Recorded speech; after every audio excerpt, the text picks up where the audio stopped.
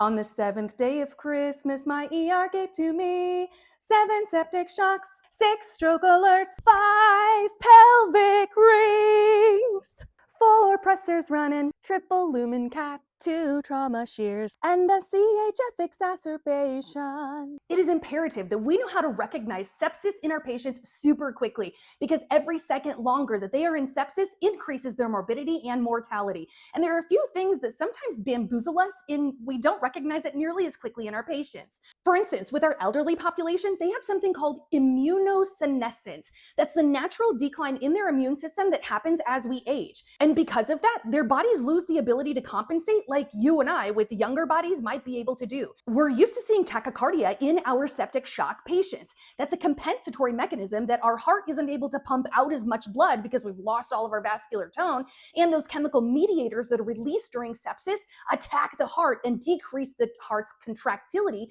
meaning it decreases the inotropy of the heart, and so it compensates by beating a whole lot faster. While our patients who are older may not have that ability due to immunosenescence, or because so many of our elderly patients are on beta blockers that rate limit their heart. So just because a patient is normocardic, meaning they have a normal heart rate, doesn't mean that they're not in septic shock. Yes, of course, we're used to seeing that in those SIRS criteria, but you're not always going to see it.